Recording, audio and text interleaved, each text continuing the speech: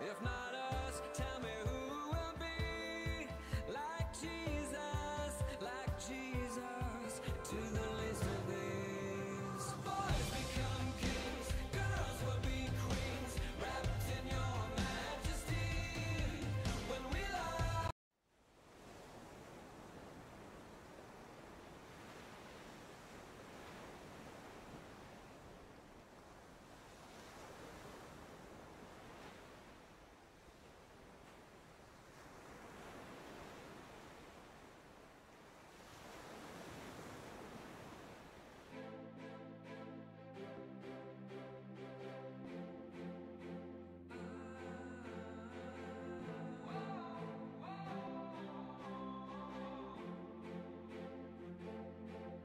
Little hands, shoeless feet, lonely eyes looking back at me.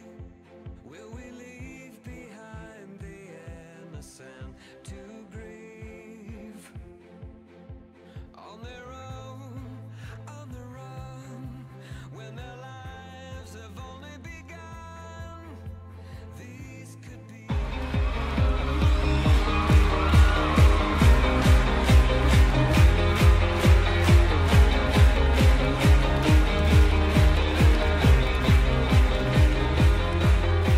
At break of day, in hope we rise, we speak your name.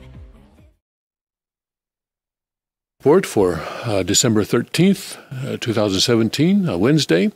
We're in the 8th year of Chungi and the 10th month and the 26th day of that 10th month. We're coming to the end of the 10th month now. Tim Elder, together with Mr. Greg Knoll, King. Actually, your name is not Gregory, is it? That's what the king called you. I know. You have the second G on there, so it's not short for Gregory. It's not abbreviated. Yes, it's Greg is Greg. That's all. Greg the first. It's the fierce one. The fierce one. All right. Gregor. Well, there you go. Gregor. I see Gregor. The fierce one. That would be a better name. We can call Against you evil. from now on. The fierce we'll one call you against fierce evil. one. Call you the fierce one against evil. Yes, the dragon killer. All right. Let's look at the. We wear our crowns because we're co-heirs with Christ. Yes, right? we do. Yes. Right. Let's look at the weather this morning as it comes up here. Right now, I still have my thing on the centigrade, the Celsius scale. It used to be called centigrade, but it's no longer called that. Anyway, it's 17 degrees now and clear at the Cheonggyeong area, and we're looking at a high today of 27. Windy with periods of sun, and tonight a bit of a late night snow, just a little bit, not much to worry about, probably less than an inch. And then tomorrow we're looking for a high of 29 degrees. So we have highs that are below freezing for today, tomorrow, and the next day, Wednesday, Thursday, and Friday. But then for Saturday and Sunday, it should warm up a bit and probably be a nice, cool winter day when you come to church on Sunday. So Great. don't worry. As long as there's no snowstorms, we're good Yes. shape. No snowstorms, just, a little bit of snow here and there, just to make it There was Christmassy. some coming in this morning. There was? Yeah, some flurries. And The stuff. flurries, yeah. Well, that's just enough to make it look like Christmas, It's right? winter. Yeah. It's winter time. Okay. Has Even winter though Christmas officially is begun? not the actual birthday of Jesus. I know. There's a little, Yeah. little disclaimer there. All right, let's go to our Rimas. In the Bible, I'm in 1 Chronicles, chapter 15, and I'll read the first 3 verses of this out of the Patriot Bible. And David made him houses in the city of David, and prepared a place for the ark of God, and pitched for it a tent. Then David said, None ought to carry the ark of God, but the Levites, for them hath the Lord chosen to carry the ark of God, and to minister unto him forever. And David gathered all Israel together to Jerusalem, to bring up the ark of the Lord unto his place, which he had prepared for it. So this is how David established Jerusalem as the capital of Israel. It's interesting that God gives us this rhema this morning, just a few days after President Trump acknowledged an existing reality that Jerusalem is the capital of Israel. The president's house is there. The prime minister lives there. The Supreme Court is there. The Knesset, there's the parliament is there, and all the government offices are there. But somehow people didn't want to recognize it as the capital. Trump is the global punching bag. Yes. He is the global punching bag because people are saying, no. Don't recognize reality. Don't pop our bubble. But it's important. It's important because right now, and the reason people are punching him is because, Islam is the good guy now. Right. Although they keep blowing us up. They're the good guys. Globally, they blow up people. Yes.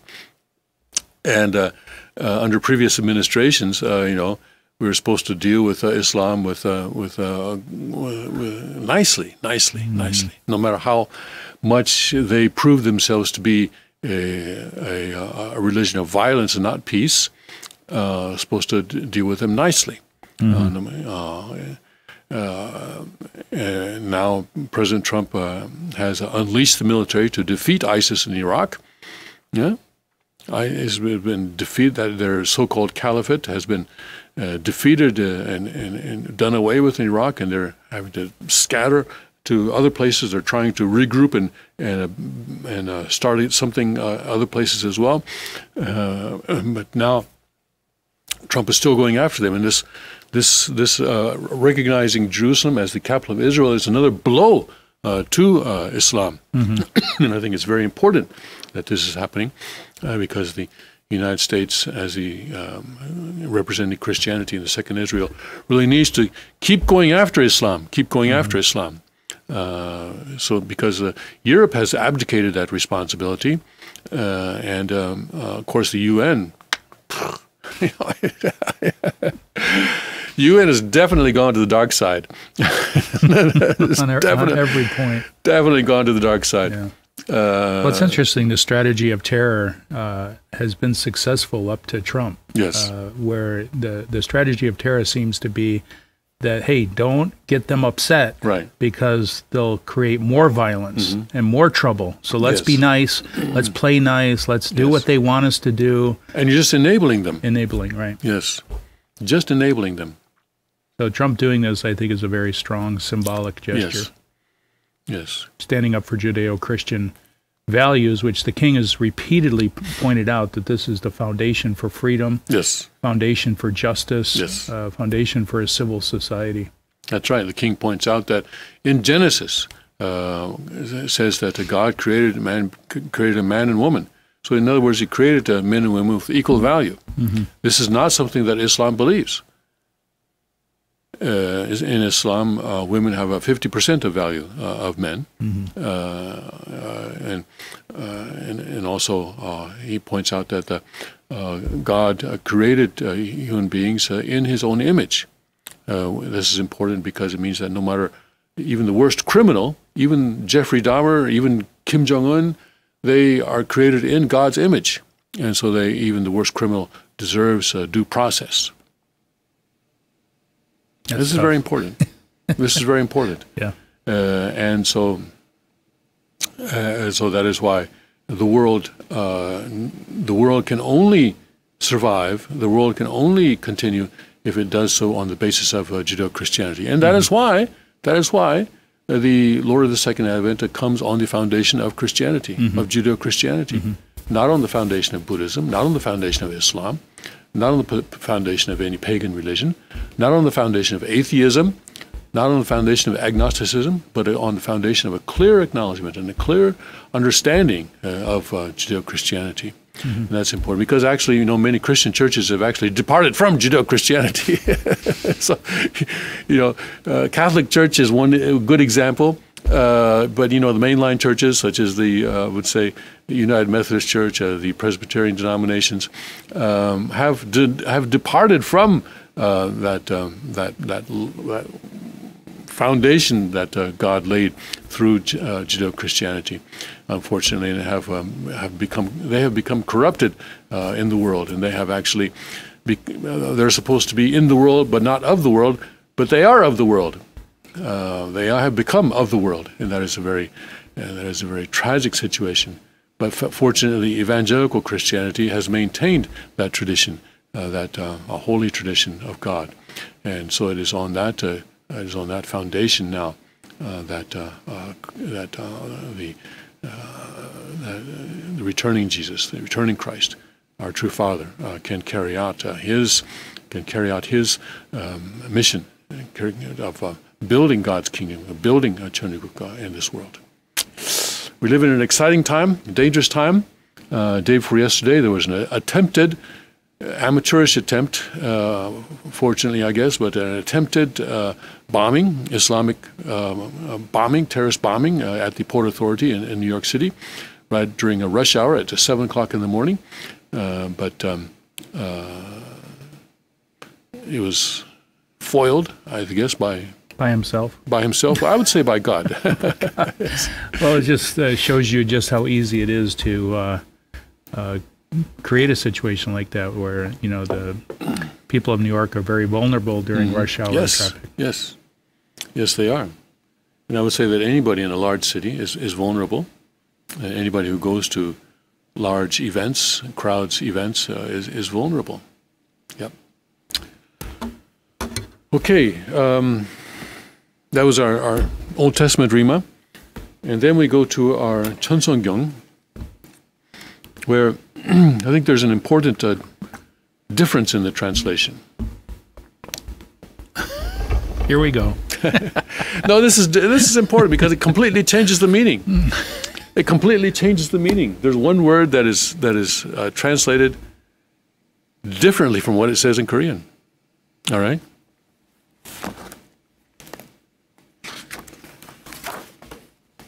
And I'm using a Korean text that has Father's signature. Wow. All right? There you go. All right? This is a Cheonseongyung, the real deal. That the Father signed, all right? He signed it. So let's go by what's in here. You mean not the polished one that is currently out there? Well, that's another thing. That's a whole nother That's another story. thing. But and we're not even talking about that, all right? This is the English Cheonseongyung, which many English-speaking people who are still in the process of learning Korean, all right? Thank you. No one is not learning Korean, okay? You're all in the process of learning Korean, okay? But, and it starts out, in the English, it starts out, the free sex rampant in this world is a trap Satan made to cause people to fall and to prevent them from coming closer to God. This does not say free sex. It says free marriage. Now, there's a difference there, isn't it? Because free sex is promiscuous sex, irresponsible sex. It means, having multiple partners, right? Fornication. This is free sex. Yeah. Free marriage is something else.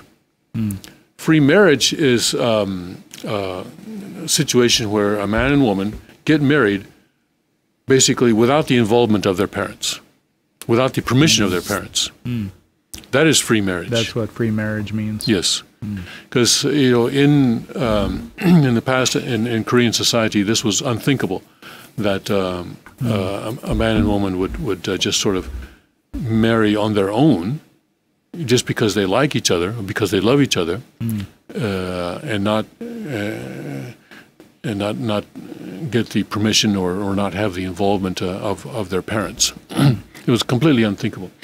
And so when this tradition, tradition of free marriage came in from the West, this was very much seen as a breaking down traditional family order and structure in Korea. So I don't know why and maybe the translator figured, well, saying free marriage is too much, because after all, in America especially, this free marriage is seen as something that is good, right? That's the norm. That's the norm. And they see that traditional types of marriages are kind of actually abusive, even. Right, unhealthy. And abusive. And in some cases that is true. In some cases where parents, in some especially in Islamic cultures, the parents may force a young girl, not 9 years old or something like that, to marry a 40-year-old man, for example. And in that case, it is abusive. But what the Father is saying here is important. So I want to change this translation, or I'm going to read this translation not as free sex. The word appears a couple of times. So I'm going to read this with not free sex, but as free marriage. And we'll see how that changes the meaning. The free marriage rampant in this world is a trap Satan made to cause people to fall and to prevent them from coming closer to God. Once caught in this trap, they will die and be controlled by Satan or become his prey.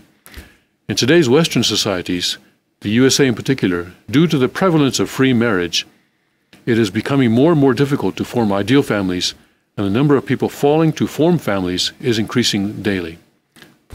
People failing to form families is increasing daily.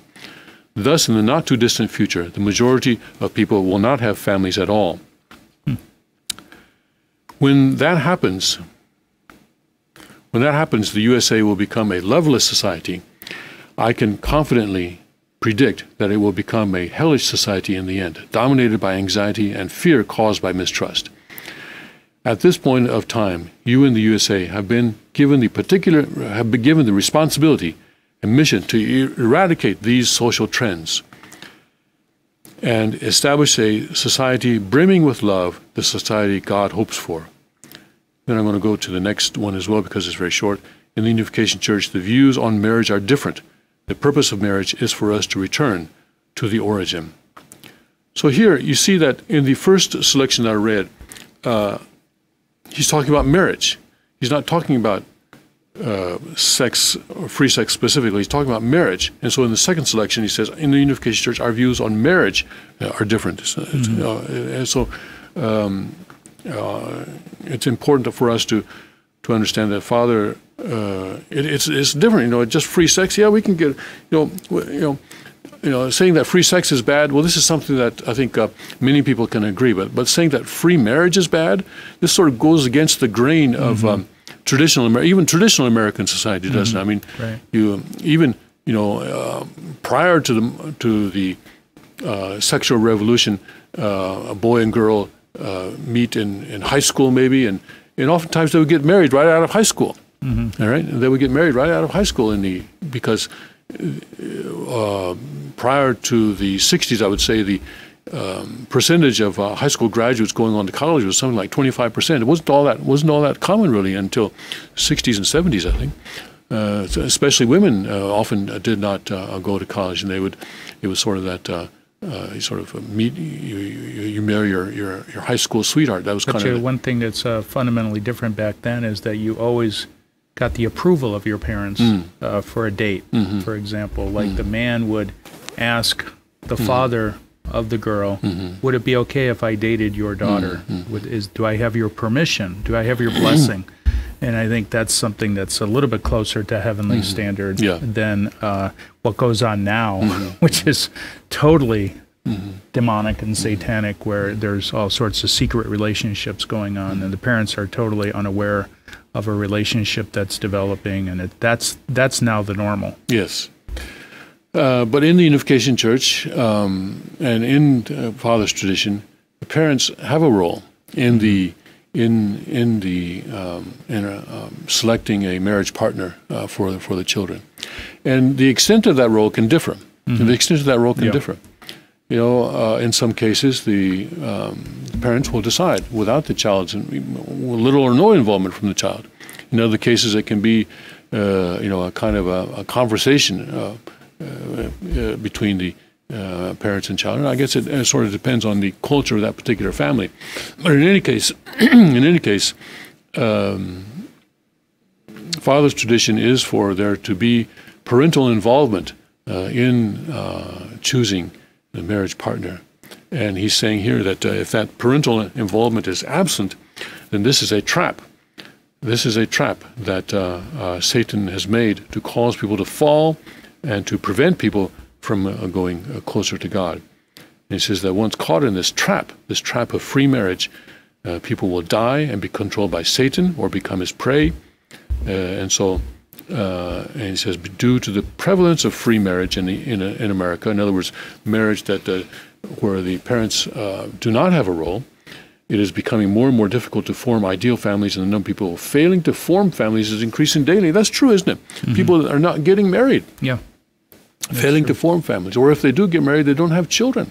Mm-hmm. That's the common secular trend, yeah. Yeah, that is the trend. So this is... you can even see it happening in family federation circles, I've noticed in the last 5 years or so, where more and more the second generation, what used to be second generation, are now cohabitating under the guise of being matched. They're cohabitating and having relationships and then later get blessed. You know, so this whole blurring of the lines where the parents are not really involved as much as when father was alive, there was a very clear standard. But you can see now there's this free marriage concept has even entered, you know, those kind of circles as well. Yes. And I think the king is restoring that very, very clear spiritual standard of parental involvement with marriage. I can confidently predict that it will become a hellish society in the end, dominated by anxiety and fear caused by mistrust. Yep. Yeah. That's happening. Yeah. Because marriage, you know, really is a combining not just of one man, one woman, but of two families, two lineages. And in my observation, and also personal experience, blessings fail because there's disagreement between the two parents, the two sets of parents, or maybe even one out of the four parents. That seems to be a very common thing that I've seen and observed. It's really important that the two sets of parents, that is the four in-laws here, support a marriage and be prepared to support and commit to support the marriage of the two young people. That seems to be very important in bringing about a successful blessing and a successful, blessed, holy marriage. So in that sense, too, it's important that the parents have a central role in bringing the two young people together. And the king was commenting in the last couple of days about this myth of love at first sight. Do you remember that? Yeah. But you know what? As he was saying that, I was thinking back to when I first saw my wife.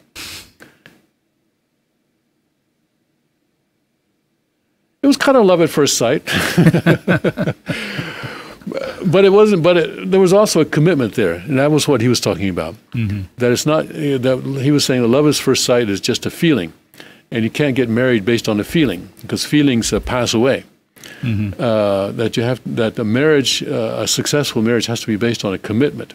Saying, okay, the two people whose character has developed to a certain point, who have good character, two people who have good character, come together and promise themselves and each other that they are going to do the heavy lifting, do the work, to create a family, And sometimes that lifting can be pretty heavy, but they're going to do what it takes to create a family and make a success out of this. This is what the king has often testified to in his own, not this week, but in previous testimonies he's given about how when he first met his wife, Yananim, he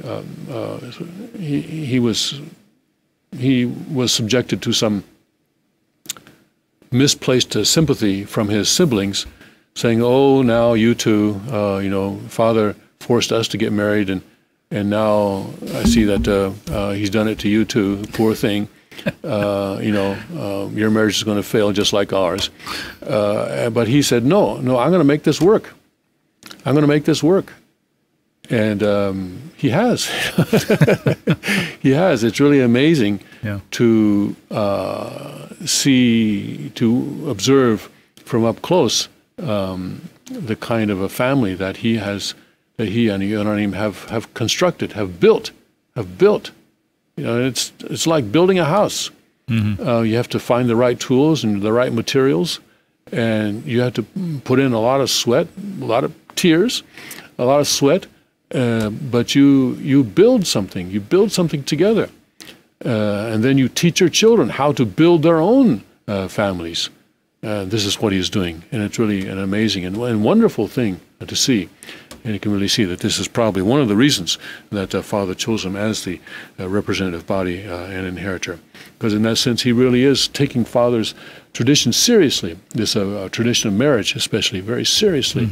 And now, as his children begin to come of age, then going now into the process of finding the appropriate match, appropriate partner for their children. So that is Father's tradition. And if we go away from that tradition, then we know that, as Father said here, we'll wind up with a hellish society dominated by anxiety and fear caused by mistrust. All right? So true. Well said. Yeah. So this is, I think, an important rhema for this morning. And remember that fathers, if you just talk about free sex, you say, okay, well, I only have one partner. That's not. But that's not what Father's talking about. He's talking about marriage. He's talking about marriage. Interesting. He said that it's a fall if you Yes. do not have a relationship that is truly, parent-centered, God-centered. Yes. Then you're actually committing a fall, and that's Yes. what happened with Adam and Eve. Well, causing people to fall. Yes, Causing people people, to yeah. fall. In other words, that in itself is not a fall, but Right. it leads people to fall. Very interesting. Yes, 사람들을 타락시켜. So it causes people to fall. Yeah. So that you're going on a path where you're basically, alone, just like going through a jungle all by yourself, without a guide. I mean, I sometimes think, now that I'm 66, I would make a good parent. Now that I've done it once, made all the mistakes, and now I could go back, if I could get into a time machine and go back to when I was, in my 20s and start all over again, I'd do a much better job. But you don't get to do that. You don't get to do that. Yeah. So what is it then? So it's a matter of passing down then the knowledge and the experience that I have gained, so that my son, my daughters can do better. Well, what you said earlier is really absolutely true. What the world is now witnessing is through the king and queen, Hyung and a real standard of raising children. Yes. In the modern world.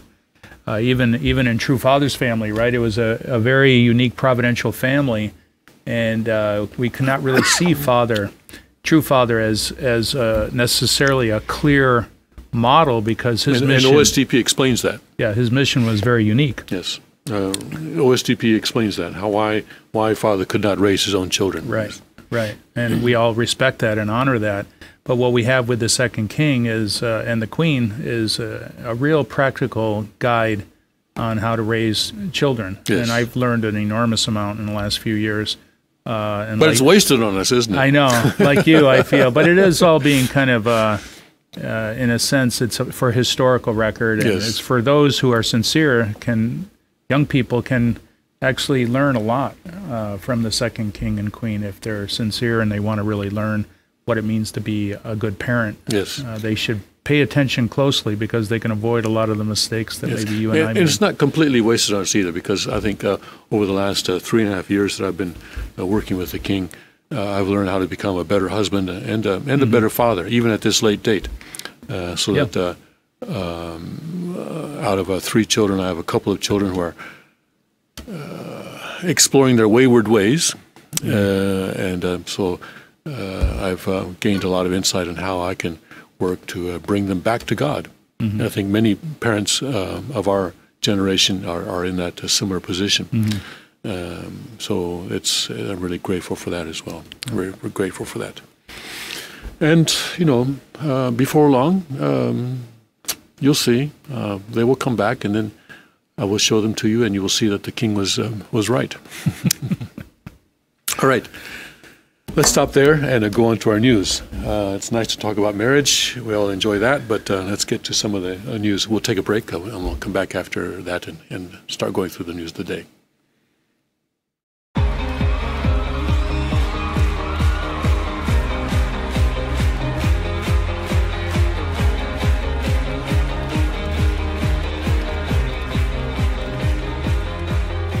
At break of day, in hope we rise, we speak your name.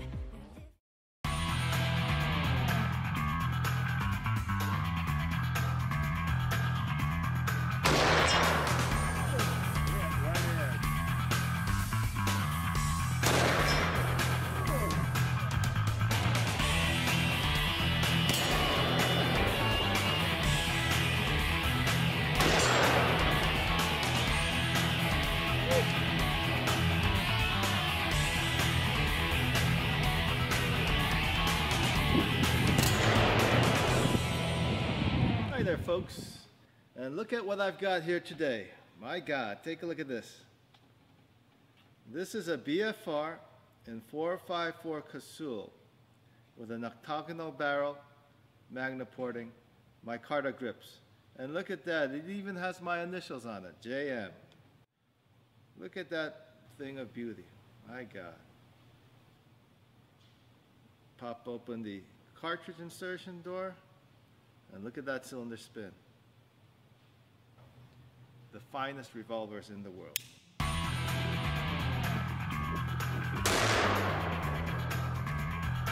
Woo! That's a cannon. That's a cannon. Oh, man.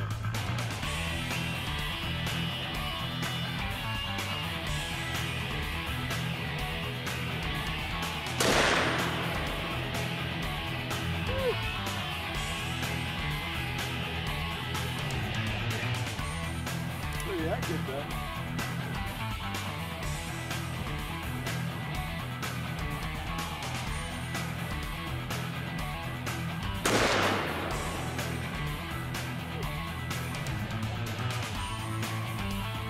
Pretty much on target.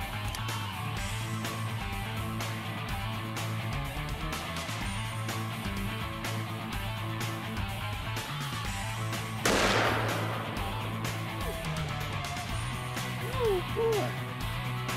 Massive repo.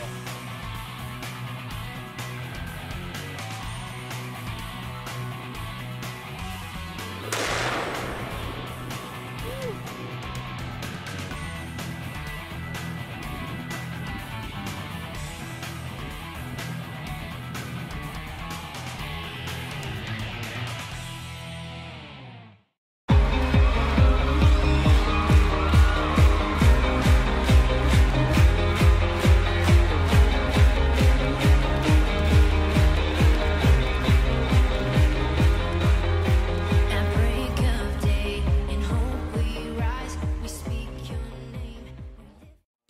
Welcome back to the King's Report for Wednesday, December 13th, 2017. Tim Elder and Greg Knoll here, in for the second King of Chanuguk, Hyung Jin Moon. And of course, we have to look at the Alabama Senate election results this morning. That's the big news this morning, where the Democratic candidate, Doug Jones, defeated Republican candidate Roy Moore. Roy Moore apparently is still refusing to concede, even though Trump and everybody else has congratulated Doug Moore, and actually with 100% of the precincts reporting, Jones had 49.9 to Moore's 48.4. So it does seem to be a reality that the Democratic candidate has won, and so that makes now the balance in the Senate then shifts from 52 to 48 now to 51 to 49. So it makes it that's much more difficult, I guess, for President Trump, but that's what happened. Democrat Drudge, I'm reading from the Fox News article this morning. See, Drudge and Breitbart were in a disagreement the last couple of weeks. Drudge was clearly opposing Moore, while as Breitbart, of course, was on a crusade in favor of basically damn the torpedoes type of mode for Breitbart. But it turns out that the Drudge had the Drudge was maybe looking at this with a little more realistic perspective. Democrat Doug Jones has pulled off a major upset in Alabama by defeating Republican Roy Moore in Tuesday's special election, becoming the first Democrat to win the election to the Senate from the deeply conservative state in 25 years. We have come so far, and the people of Alabama have spoken, Jones said during a victory speech in Birmingham late Tuesday. But in a late-night speech to supporters, Moore refused to concede. Moore told the crowd that when the vote is this close, it's not over.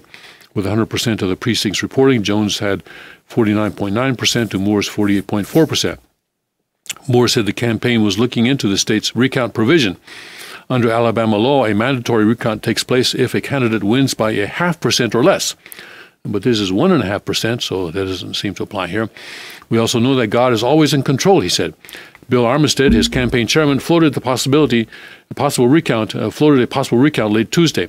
Other Republicans, though, already accepted the outcome. In a tweet, President Trump congratulated Jones on his hard-fought victory.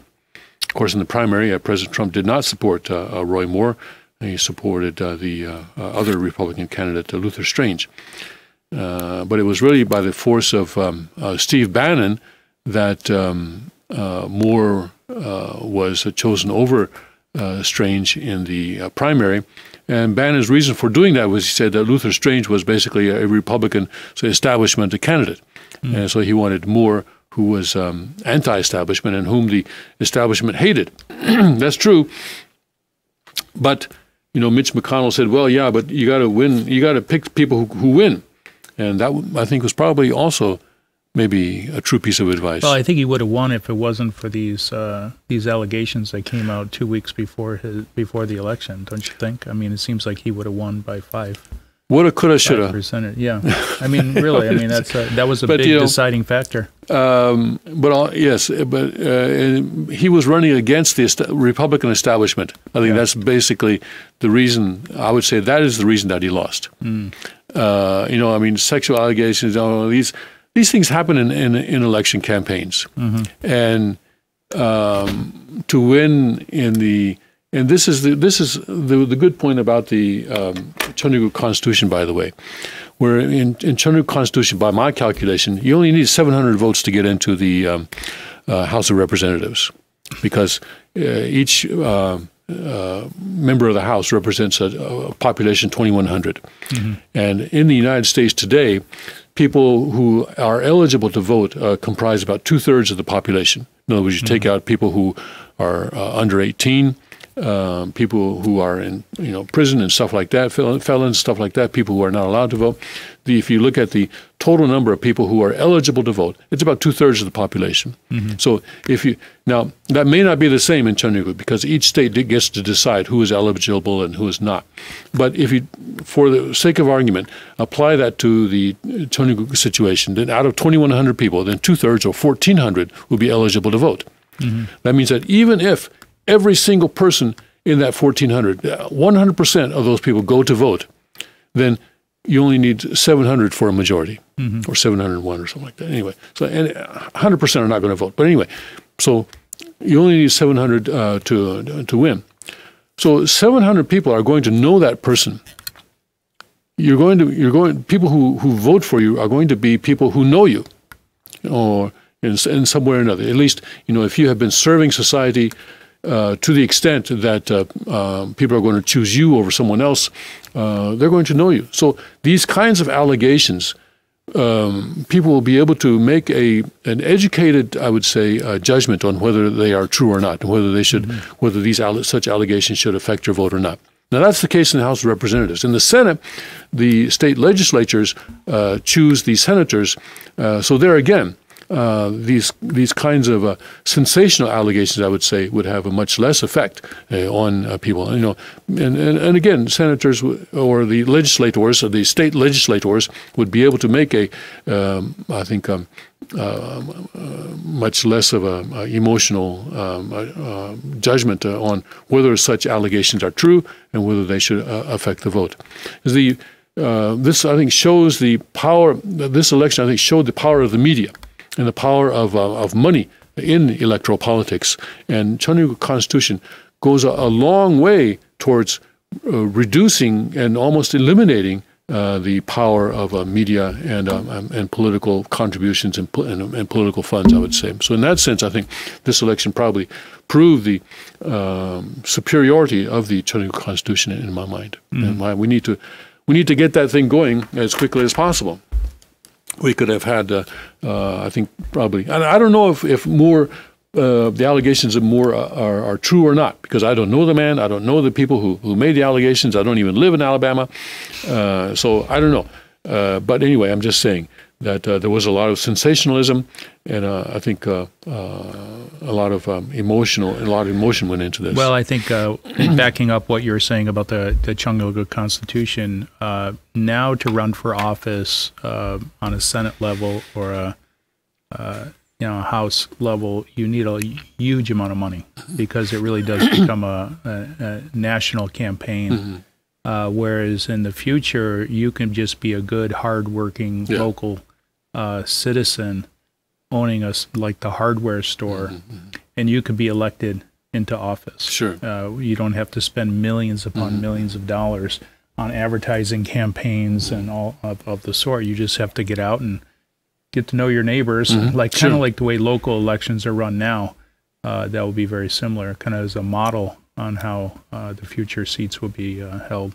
Yeah, I went to vote one time. I think it was last spring when the primaries were being held for the local elections, and there was a guy standing outside the polling booth, a certain distance away, but according to law, but sort of shaking people's hands and asking people to vote for him. So I had a chance to talk to him and to make a decision on whether I wanted to vote for him or not. And did you?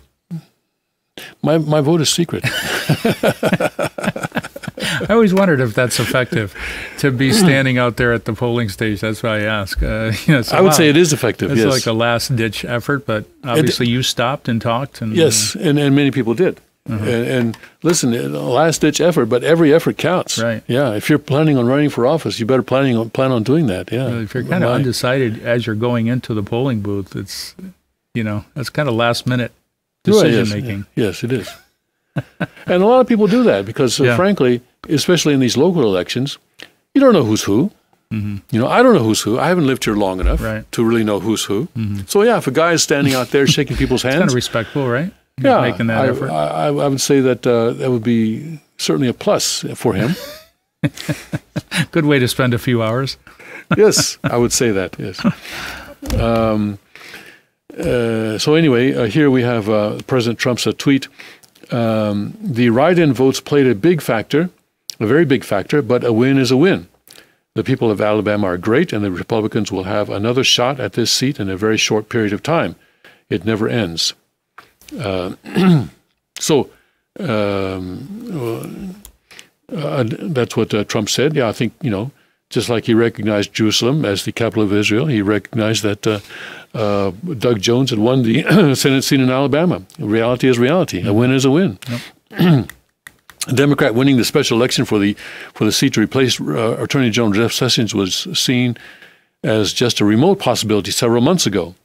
But Jones, a Birmingham attorney famous for prosecuting the KKK, caught a break after Moore was overwhelmed in recent weeks with multiple allegations of past sexual misconduct. Moore denied the accusations throughout the race. Moore, the former Chief Justice of Alabama Supreme Court, has faced multiple allegations he pursued romantic relationships with teenage girls while he was in his 30s. Accusations that have dramatically shaken up the race. He has denied the claims. The Fox News voter analysis, a new polling technique Fox News is testing to improve coverage, indicated 51% of voters on Tuesday believe the accusations against Moore. But, Fox News also had a poll out just a couple of days ago saying that Doug Jones was going to win by 10 points. Yeah. Well, he only won by 1.5. So Fox News doesn't really get to beat his chest too much. Fox News is merging with Disney, from what I understand. So this is huge. I think Fox News is going to lose its credibility. Yes. Disney sexualizing our young girls and boys. The analysis also showed that 59% of voters thought Jones has strong moral character, while 57% said Moore doesn't. The dramatic Democratic win cuts the GOP Senate majority from 52 to 51, further dimming Republican hopes of enacting major legislation backed by President Trump. Jones likely won't be seated in Congress until January. Because he is filling the seat of Sessions' term, Jones will not serve a full 6-year Senate term. The seat will be up for re-election again in 2020. Go through it all again. We get to go through all this again. Earlier in the day, Trump, who endorsed Moore, even as other top Republicans in Washington called on the nominee to drop out of the race on Tuesday, reiterated his support by arguing Moore would vote for his agenda in Congress. The people of Alabama will do the right thing. Roy Moore will always vote with us, the president tweeted. Trump painted Jones as a liberal puppet of Democratic leaders Chuck Schumer and Nancy Pelosi. Doug Jones is pro-abortion, weak on crime, military, and illegal immigration, bad for gun. I got something coming up. Bad for gun owners and veterans, and against the wall, Trump tweeted. Trump won 62% of Alabama's vote in 2016 presidential race. Most of the attention in the race, though, centered on Moore, a favorite of religious conservative voters. He has a colorful political history that has both fueled and complicated his rise in Alabama. He first got national attention in the 1990s as a country judge when he hung a wooden Ten Commandments plaque on the wall of his courtroom. Benefiting from his popularity after the episode, Moore then ran and won a race for Chief Justice of the state Supreme Court in 2000. But he was ousted after refusing to remove a 5,280-pound granite Ten Commandments monument from the rotunda of the state judicial building. He resurrected his political career in 2012, getting elected Chief Justice again, but his tenure was short-lived once more. In 2016, Moore was suspended as Chief Justice after he directed probate judges not to issue marriage certificates to gay couples. After Sessions' resignation, Luther Strange, the state's former Attorney General, was temporarily appointed to the seat in April before a special election could take place. Strange was appointed by then-Governor Robert Bentley, who later resigned in the cloud of a scandal. Despite being endorsed by Trump and enjoying the support of a well-funded super PAC connected to Senate Majority Leader Mitch McConnell, Strange went on to lose a runoff to Moore in September. Last month, though, Moore was hit with multiple allegations that he initiated sexual encounters with teenagers when he was a young attorney in the 1970s. McConnell called on Moore to drop out of the race and explained options for either removing Moore from the ballot or backing a write-in alternative. He also suggested Moore would face a Senate Ethics Committee investigation had he won. Colorado Senator Cory Gardner, the chairman of the National Republican Senatorial Committee, had said the Senate could take the extraordinary step of voting to remove Moore if he had won. Alabama's senior Republican Senator Richard Shelby said he didn't vote for Moore and instead wrote in the name of another Republican. Moore, though, never backed down, and amid the accusations, holding multiple rallies with Trump's former advisor Steve Bannon in recent weeks. I'm not talking about the accusers today, Moore said after arriving at his polling location in Gallup, Alabama on Tuesday. I'm talking about this race. The people will answer the allegations this evening with the vote. So that's what happened in Alabama yesterday. And Bannon is on the losing side of that. And, of course, he's the executive chairman of a Breitbart.com news portal. And so when you look at the Breitbart.com this morning, it says live updates, AP, Alabama elects Doug Jones to Senate, uniparty victory. So this is how Bannon sees it, Breitbart. It's the uniparty. Uniparty, what's that? Uniparty is Bannon says that the Democrats and Republicans are actually all one party. One party. The yes. Uniparty. The Uniparty. I see. So this was a victory not for the Democrats, but for the Uniparty, he's saying. And Bannon now is trying to create a revolution against that Uniparty. And actually, Moore's victory would have been an important step in furthering that revolution. So really, whatever you think of the allegations against Moore and this and that, it is true that the effect of this election will be to stymie or frustrate that revolution somewhat. Yeah. Well, but hey, George Washington only won about 2 battles, but he still won the war. Well, Jones is clearly a big government establishment candidate. So I don't see why Drudge would necessarily they weren't aligning themselves with Jones, were they? They were. Well, they just weren't jumping on the Moore bandwagon. Yeah. And Breitbart has definitely been on a crusade. Moore refuses to concede. God is always in control. Military votes not yet counted? Question mark. Establishment Republicans cheer judge's loss. Let's look at that military votes. I don't know. They say, well, 100% of the precincts are reporting, and one guy's 1.5% ahead of the other guy, so it would seem that the race is over. Yeah, I think for the president to concede, they must have pretty good information. So apparently Roy Moore, though, says, hey, I still have God on my side. The president can concede, but God hasn't conceded, I guess he's saying. Republican Senate candidate Roy Moore refused to concede the Alabama Senate race on Tuesday. This is the Breitbart story. After his opponent Doug Jones declared victory. God is always in control, Moore said during a short speech to supporters on election night. The current law in Alabama requires a mandatory recount when there is a half of a percent margin, but Moore remains 1.5% behind his opponent, Doug Jones, who was declared the winner with 99% in. Moore cited Psalm 40, verse 2, to give his supporters hope. I waited patiently for the Lord. He inclined to me, heard my cry, brought us up out of a horrible pit, out of the miry clay, and set my feet on the rock, and established my goings, and put a new song in our mouth. Wait on God and let this process play out, Moore added. A Moore staffer urged supporters to wait, noting that the military vote had yet to be counted. Moore is about 22,000 votes short, but it is uncertain whether the uncounted votes tally up to that number.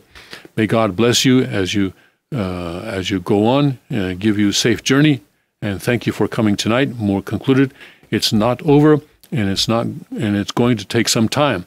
The election is scheduled to be certified by the Alabama Secretary of State by Christmas, but a recount throws that result into question. Doug Jones is scheduled to be sworn into the Senate in early January. So Breitbart seems to be kind of hoping against hope. Even Breitbart seems to be inclining to believe that actually the race is over, despite their wishes to the contrary. Yeah, I think it's a pretty slim chance. Yeah, it's a very slim chance.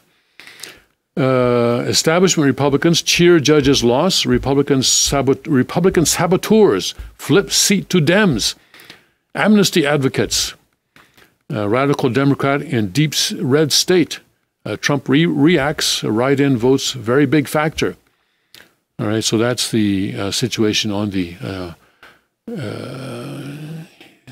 this election. Meanwhile, police probe, sticking with the Breitbart, police probe claim Polanski molested 10-year-old girl in 1975. Doug Jones on his victory. It's never been about Roy Moore. Barkley takes a victory lap on Alabama. Hollywood celebrates. GOP senators plotted. That's never good. When Hollywood celebrates, you know a bad decision was made. Yes. GOP senators plotted anti-Moore meeting. Crunch time for gun rights. Tillerson, U.S. ready for a meeting without precondition with Korea. So we're going in now to other news. Let's see. U.S. is trying, right? Trying to avoid a bloody outcome. Well, let's not go into North Korea quite yet. Let's stick with the Jones-Moore story. Just one here. I want to see what it says about that. Doug Jones' victory means Mitch McConnell must act on national reciprocity now. Yeah, because before 1 month or less than that, I would say 3 weeks. Yeah. When Doug Jones defeated Roy Moore for U.S. Senate in Alabama, one thing is immediately evident: the window of time for passing national reciprocity just got smaller, a lot smaller, I would say. Reciprocity legislation was introduced in the House on January 3rd, 2017, but was not passed until December 6th. After conservative representatives finally overcame Speaker Paul Ryan's months of stonewalling. National reciprocity now rests with the Senate, where Majority Leader Mitch McConnell has been no more enthusiastic about it than Ryan was in the House. In fact, on August 13th, 2017, Breitbart News reported that McConnell was mum on national reciprocity. In other words, instead of seizing the moment of a Republican-controlled Senate to pass the pro-Second Amendment legislation, McConnell dithered. He dithered so long that we are nearing the end of the year, and with Jones's win, nearing the end of a 52-seat majority. What makes this worse is the reality that there are 8 red state Senate Democrats who may have difficulty winning re-election in November 2018 if they vote against reciprocity. They are Senators Clara McCaskill, Democrat of Missouri; Joe Donnelly, Democrat of Indiana; Joe Manchin, Democrat of West Virginia; Heidi Heitkamp, Democrat of North Dakota; John Tester, Democrat of Montana; Tammy Baldwin, Democrat of Wisconsin; Sherrod Brown, Democrat of Ohio; and Bill Nelson, Democrat of Florida. Yet, instead of exploiting the tedious position of these tenuous, I think he means, tenuous position of these Senate Democrats by hastening a vote, McConnell has done nothing. National reciprocity passed the House, and President Trump voiced support for it over 2 years ago. That means it is up to the Senate to get it done. Senate Republicans have a 52-seat majority for 2 more weeks. 2 more weeks. Are they saying that there are some Democrats there that would vote for it? So they're saying that if these 8 Democrats don't vote for it, if they vote against it, they will have difficulty getting reelected next autumn, next year. Mm-hmm. And so they will be under pressure to vote for it. Those are strong gun states that are, Right. And if they, so either reciprocity will get passed, or if these people vote against it and it doesn't get passed, then they will have difficulty being reelected. So either way, Breitbart is saying this is a good thing for the Republicans, but Mitch McConnell is failing to seize that opportunity. So that's what these. That means to McConnell to get it done quickly, forcing red state Senate Democrats to come out of the shadows and vote up or down for the people's right to keep and bear arms. So that is the situation now with the Alabama Senate race. All right, let's take a break, and we'll come back with some North Korea stuff after this.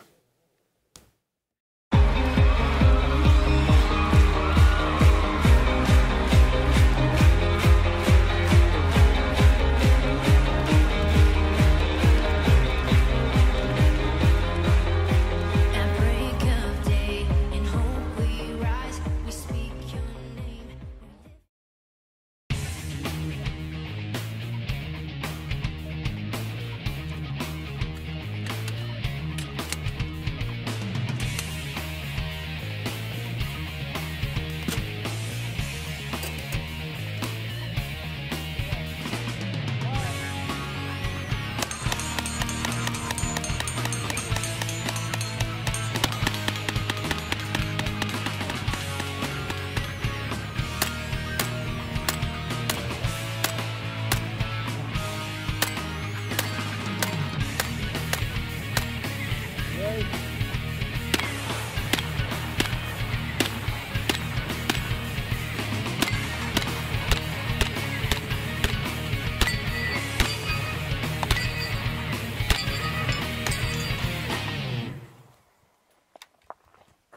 Boy, wasn't that fun shooting this Tommy gun today? It's always fun shooting Tommy guns. This one especially. It's just absolutely gorgeous.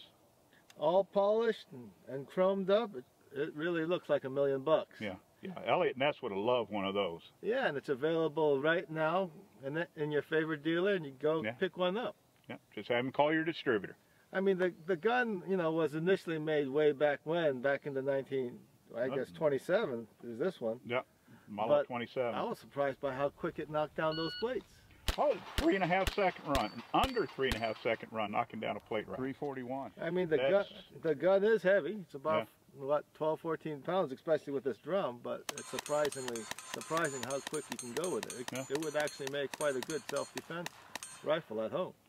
If I climbed in somebody's window and they were aiming that at me, I think I'd get out of there real quick. So that sounds about right to me. Just the intimidation factor alone. Fire!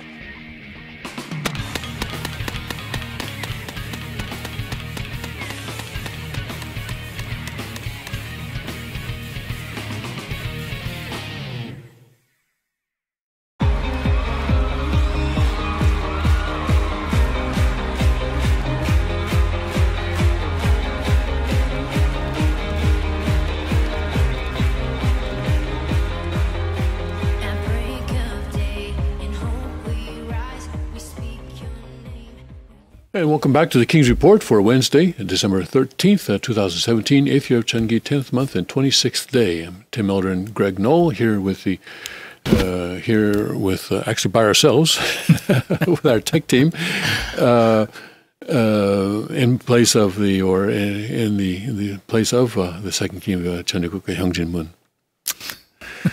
Tillerson says, U.S. ready to talk to North Korea. Let's get to the news. Japan, God is with us. Japan wants, he's in charge. Japan wants pressure. And so Rex Tillerson made an important speech yesterday at the Atlantic Council, or a discussion sponsored by the Atlantic Council.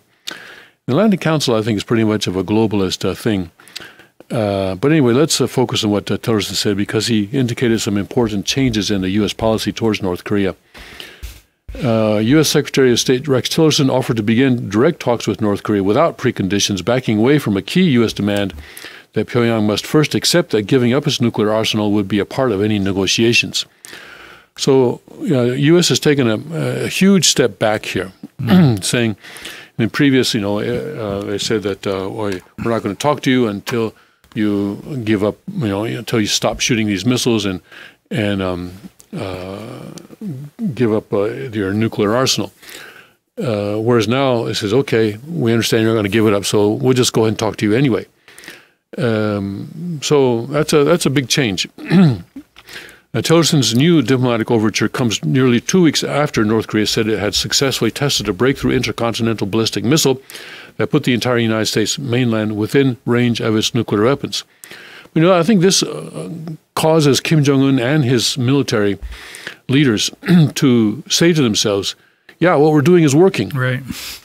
So they're backing down. Right. We've caused the United States to take a big step backwards. So let's continue doing what we've been doing since it seems to be working. Let's see how much further we can push the Americans. But in the world of public opinion, it shows the Trump administration is trying everything possible to avoid war. Yeah, that is also true. So this will be seen differently by different people, but I think it's important to understand how different people see it, and it also puts more pressure on China. I think China and Russia have been advocating what they call the dual suspensions plan, or where North Korea suspends its nuclear testing if United States and South Korea suspend their military drills, their defensive. So, which is kind of apples and oranges, because on the one hand you're talking about North Korea suspending the development of an offensive capability. But in order to win that, you want the other side to suspend their developing their defensive capability. And you want the suspension of the defensive capability to come first. So, America has not been so interested in that, and I think for good reasons. And especially when it was China and Russia that supported the development of that offensive capability in the first place. So it's kind of two-faced of them to be talking now as if they are the proponents of peace when they caused the current situation in the first place. Anyway, let's just meet, Tillerson said in a speech to Washington's Atlantic Council think tank on Tuesday. The White House later issued an ambiguous statement that left unclear whether President Donald Trump, who has said Tillerson was wasting his time persuading dialogue with North Korea, had given his approval for the speech. The president's views on North Korea have not changed, the White House said. North Korea is acting in an unsafe way. North Korea's actions are not good for anyone, and certainly not good for North Korea. So President Trump is still continuing in the role of bad cop, I guess. Tillerson's sort of the good cop. Right. Yeah. In Beijing, Chinese Foreign Ministry spokesman Lu Kang said China welcomed all efforts to ease tension and promote dialogue to resolve the problem. So then how come you caused this situation in the first place and are continuing to support it? China hopes the United States and North Korea can meet each other halfway and take meaningful steps on dialogue and contact. he told reporters. Ahead of Tillerson's speech, North Korea leader Kim Jong-un vowed to develop more nuclear weapons while personally decorating scientists and officials who contributed to the development of Pyongyang's most advanced ICBM, state media said on Wednesday.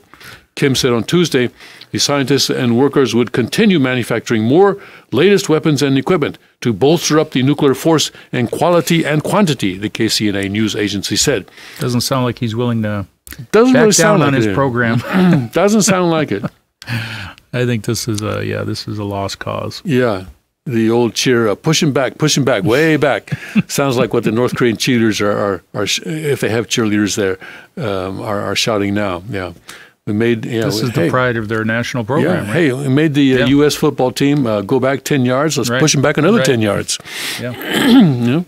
While reiterating Washington's long-standing position that it cannot tolerate a nuclear-armed North Korea, Tillerson said the United States was ready to talk anytime they're ready to talk, but there would first have to be a period of quiet without nuclear and missile tests. And apparently there's a lot of activity right now showing up on satellite.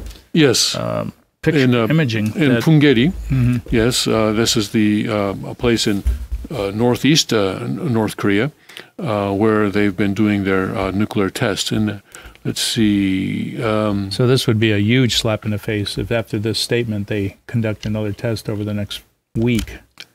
Well, I don't think it's going to be over the next week, at least not according to the people who are looking at these satellite pictures. This is IB Times reporting that. And they say that there's tunnel activity taking place, but this activity, probably a lot of tunneling will have to be done because I think they think that some of that underground tunnel complex may have collapsed, and so new tunnels have to be dug, and that's going to take some time. I see. So that's what the speculation now is. So it's not going to happen today or tomorrow, but probably later on. Anyway, that's another story there. Period of quiet. But you see, the person, I've forgotten his name, the person in charge of North Korean policy in the State Department said last fall that if there was 2 months of quiet, then talks could begin. Well, there was 2 months of quiet, but talks didn't begin, and on the 75th day, there was another ICBM. So now they're saying, well, they're still saying, though, a period of quiet. So what do they mean by a period of quiet? Is 2 months, is it 76 days? I don't know what they mean by period of quiet. I guess they don't really want to say, I guess. United Nations Political Affairs Chief Jeffrey Feltman, who visited Pyongyang last week, said senior North Korean officials did not offer any type of commitment to talks, but he believed he left the door ajar. Well, it's nice that he believes that. Time will tell what was the impact of our discussions, but I think we have left the door ajar, and I fervently hope that the door to a negotiated solution will now be opened wide, Feltman told reporters after briefing the UN Security Council on Tuesday. Not everyone is ready for talks. Japan has advocated a strategy of pressuring North Korea through its sanctions to give up its nuclear weapons. Tokyo and Washington are in 100% agreement on that stance, Chief Cabinet Secretary Yoshihide Suga said on Wednesday when asked about Tillerson's comments. Japan has experience with North Korea in many ways, and I think that they have a much more educated and probably more skeptical view of North Korea. A former Japanese diplomat said that while a diplomatic solution was the only acceptable solution, now was not the time for talks. We have to see the effects of sanctions on life in North Korea, the former diplomat who has not to be identified told Reuters. Sanctions have been very successful. So, and I've been saying that sanctions can have three possible results. And one is like South Africa, where sanctions resulted or sanctions played a part in the change of South Africa from an apartheid regime to what it is today. Whether we'll not go into what it is today, but it's no longer an apartheid regime. Right. And another possible effect is like Cuba, where we've been sanctioning those guys for 50 years. Mm-hmm. And there's no significant change. Right. The Castro now is, what is it? Is the Communist Party still in control? So the objectives of the sanctions have not been realized in the case of Cuba. The third possibility is I would say, 1940s Japan, where the United States sanctioned Japan, and because Japan was doing all sorts of bad things in Korea and Northeast China, and so mostly, and so the United States says, okay, we're gonna stop all exports of oil, crude oil, to Japan, and that was basically the direct cause or direct trigger that made Japan, that brought Japan to make the decision to attack Pearl Harbor. Because they figured, okay, if U.S. is not going to export oil to us, then we have to grab the oil fields in Southeast Asia, Indonesia especially.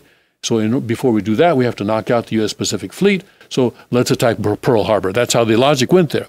Okay, so sanctions can have a good effect, or sanctions can actually be the direct cause of a war. And I'm not saying that U.S. should not have sanctioned Japan back then, right? I'm just saying that was how this thing played out. And these days, when I think about North Korea, I'm reminded of a water slide, where once you start going down that slide, there's no stopping. You're going to get to the end. You know, there's no way by human effort. Once you are in that channel, you're going to go to the end. And whatever curves or whatever things may happen, you know, you have no control.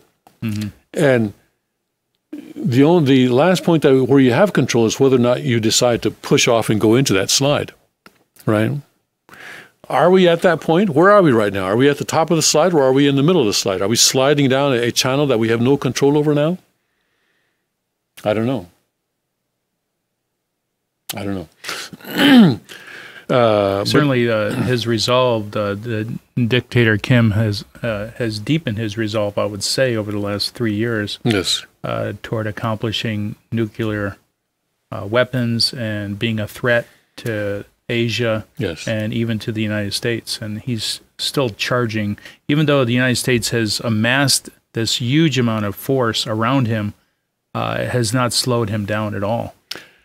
And I still say the only people, it's only China that can resolve this situation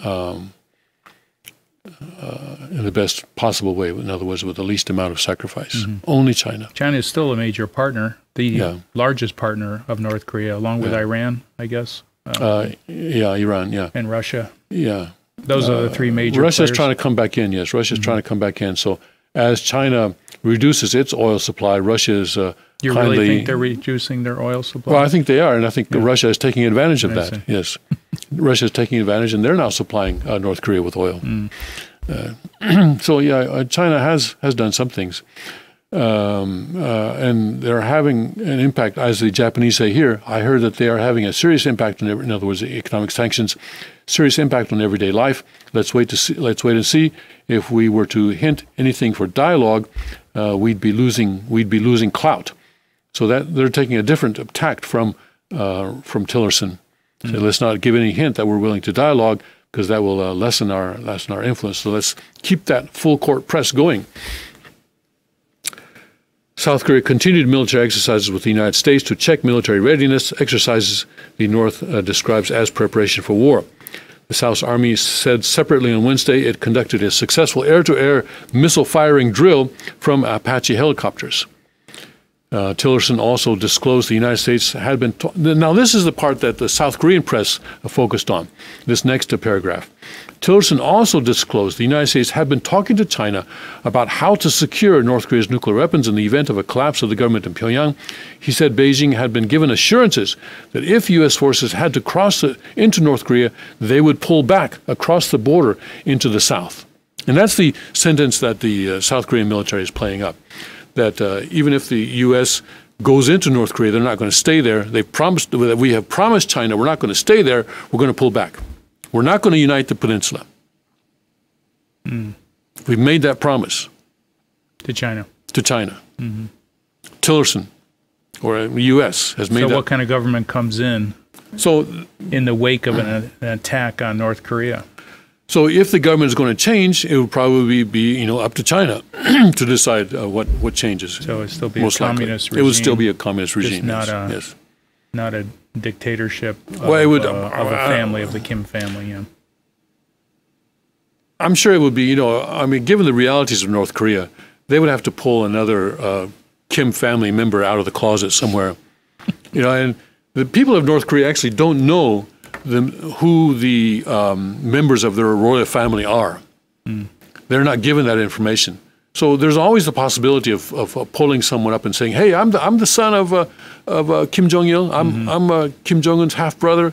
You may not ever have heard of me, but that's who I am." And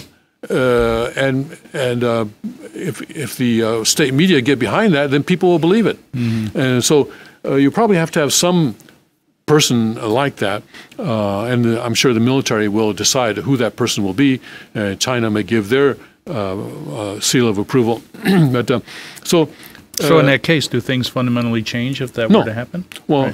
Well, they would fundamentally change. If nuclear weapons were removed from North Korea, things would fundamentally change. North Korea would become a much less significant player in international relations in Northeast Asia. Where do they go? Over to China? Well, they would come under. Yeah, they would come under completely the influence of China. Yes, I'm sure that. Having been through this fiasco, I'm sure that China will make sure that North Korea does not cause any more problems for them. So they would. And some people speculated in the past that, China could simply annex North Korea. Right. Make it, North Korea is actually only about as big as some of China's counties. China is big, But strategically located. Yeah. But China wants this buffer zone. Right. Between itself and U.S. forces in South Korea and Japan. It'd be a good move for them if you were to think from the Chinese perspective to go in and take it over, because you end up with all these nukes. Yes. And end up with strategic property that would protect the mainland. Yes. Let's see. Chinese spokesman Lu would not directly answer a question about those comments, but said China had always clearly told all its interlocutors on the issue that there can be neither war nor chaos on the Korean Peninsula. At least not for now. I think that's the small print in the Chinese statement. Not until we decide that there should be war and chaos. Time is on China's side. Yes, definitely so. Tillerson made clear that the United States wants to resolve the North Korea standoff through peaceful diplomacy, and in terms far more tempered than Trump's recent threats against Pyongyang, offered to hold exploratory talks. "We can talk about the weather if you want," he said. "We can talk about whether it's going to be a square table or a round table. Then we can begin to lay out a roadmap, we might be willing to work towards." Tillerson, whose influence has appeared to wane within the administration, said Trump has encouraged our diplomatic efforts.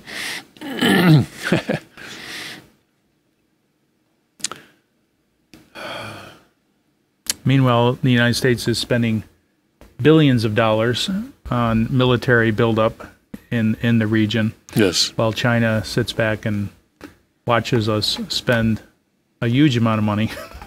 Well, China is also working hard to build up its forces. And of course, Xi Jinping, now having consolidated power following the Communist Party Congress, is now going to be more aggressive in the South China Sea. So if the U.S. focuses on Korea, then they will focus more on South China Sea and even the Indian Ocean. Yeah. Even in the border with the Tibetan border with India. So China is going to be pushing every way, in their Belt and Road initiative, where they are, what they say is a new Silk Road, but what they are actually doing is bringing more and more, I don't know if really the word third world country is effective anymore, but poorer countries into their orbit. Already we see that, if the recent situation in Africa, in Zimbabwe, that China was very much involved in that. In Venezuela, China is very much involved in the Venezuelan situation because they have a lot of investments in Venezuela. They made loans to Venezuela. They're being repaid in oil. So China is expanding, continuing to expand. And as Kuk Jinim has pointed out repeatedly, really the way to cause China's breakdown is to block their expansion. So far, that hasn't been done, and they are continuing to expand. Trump has been successful in blocking ISIS and bringing ISIS down a few notches, even though ISIS now no longer in Iraq effectively, but now trying to establish new centers of power activity in Philippines and in other countries around the world and in Africa as well. But a lot of progress has been made against that Islamic terrorist organization or force, but Trump hasn't yet been able to do that to China, and we'll have to see. China is very sophisticated compared to ISIS. ISIS is very much a rogue kind of primitive organizational structure. China is very organized and well-financed. Well financed might be a point of argument because they've got a huge amount of debt. they're going to, if they go on like they are, they're going to collapse under their own under debt, and especially if the dollar collapses, China will most likely collapse with it. But this is why they're will the shifting Bitcoin now. bring it down? Will the Bitcoin? There's the largest bubble in human history. Yes, largest bubble in human history, even bigger than the tulip bubble in the Netherlands. Yes, that is going to be a huge mess. That's a Ponzi scam.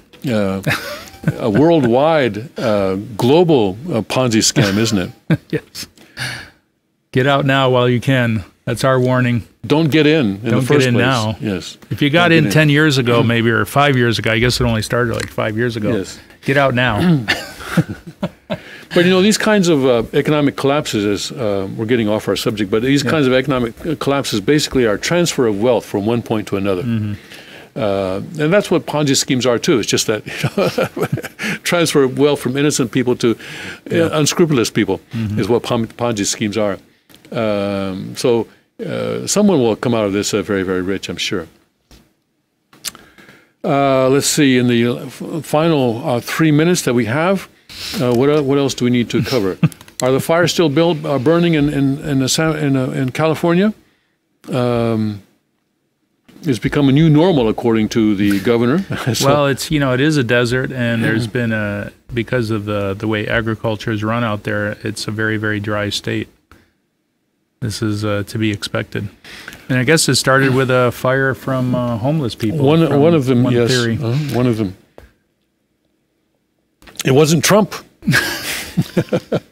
I'm sure he was pretending to be a homeless person and set it on fire. Earth's mysterious hum. We're going to go through a couple of headlines on Drudge before we close out. Earth's mysterious hum recorded underwater for first time. I want to know what the hum sounds like. Does it sound like Om? Is that what the Earth is saying? I have no idea. Have to look into that. Carrie Fisher dominates Last Jedi. I think that movie's coming out in a couple of days, isn't it? Patients more likely to die when treated by doctor over 60. I'm sure a lot of doctors are not happy with that report. This was actually this is consistent with what I found during my brief stint as a pharmaceutical representative way back when, where I found that younger doctors are better educated but less experienced. Older doctors are more experienced but have not kept up on their continuing study. That was true 40 years ago, and I suspect it may be true today as well. Well, did you know the average life expectancy of a doctor is 9 years less than the normal population? I didn't know that. Yeah. That would make sense, though. I mean, the process they have to go through to become a doctor is really grueling. It's I would say it's even inhumane. Yeah, and I think it's I think also they have to do a lot of things against their conscience, pretty much their entire career. Prescribing things that they know have devastating side effects cannot be good for one's soul. In the 60 seconds or less that we have left, let's just take a look at Turkey. Hour, Tim. Palestinians no longer accept U.S. as mediator, Abbas tells summit. The Palestinian president, Mahmoud Abbas, has formally declared that Palestinians will no longer accept the U.S. as a mediator in the Middle East peace process following Donald Trump's recognition of Jerusalem as the capital of Israel. In his strongest public statement since Trump's announcement last week, Abbas called the move a crime that threatened world peace. He demanded the United Nations take charge of the peace process as Washington was no longer fit for the task. Yeah, the United Nations, there you go. Which is funded primarily by the United States. Yeah, and very anti-Israel. Yeah. Abbas was speaking at a hastily convened meeting of the Organization of Islamic Cooperation in Istanbul, where members were called upon to recognize the Palestinian state and amid strong condemnations of both U.S. and Israel. Jerusalem is and will forever be the capital of the Palestinian state, Abbas told delegates. We do not accept any role of the United States in the political process from now on because it is completely biased towards Israel. Whereas the UN is not. It's not biased towards Israel, that's true. It's very biased against Israel. Also at the meeting were Kim Abdullah of Jordan, the Lebanese President Michel Aoun, the Emirs of Qatar and Kuwait. Aoun, by the way, is backed by Hamas. Emirs of Qatar and Kuwait, and the Iranian President Hassan Rouhani, who called on all Muslim nations to unite to defend the rights of Palestinians.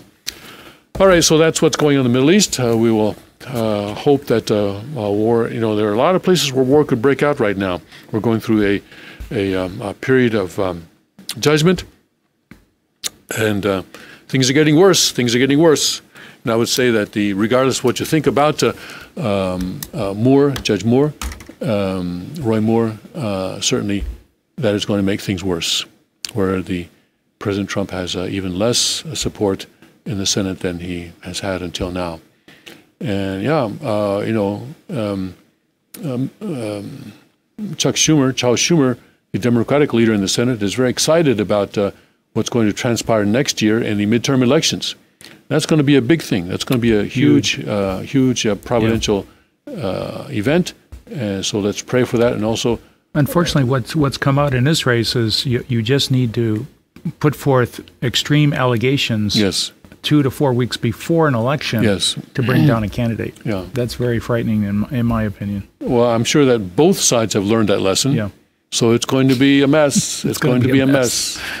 All right. Stay tuned if you dare. But have a good day, and Godspeed, God bless, and may His kingdom come. Adieu.